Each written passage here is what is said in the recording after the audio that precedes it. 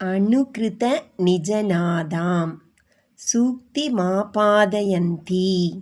மனசி வச்சசி ச த்வம் சாவதானா மம ஸ்யாஹ நிஷமயதி யதாசௌ நித்ரயா தூரமுக்தஹ பரிஷதி சஹ லக்ஷ்ம்யா பாதுகே ரங்கநாதஹ.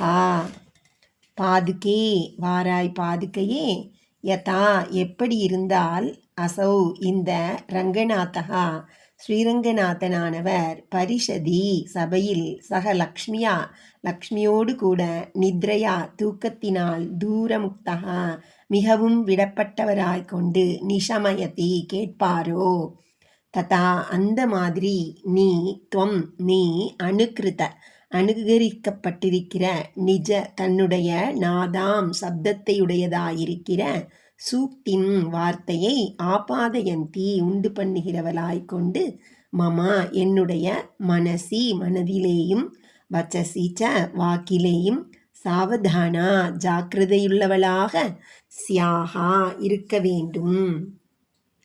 ஹே பாதுகையே, ராத்திரி வேளையில் இந்த கிரந்தத்தை பண்ணும்படியாக நியமித்தாய்.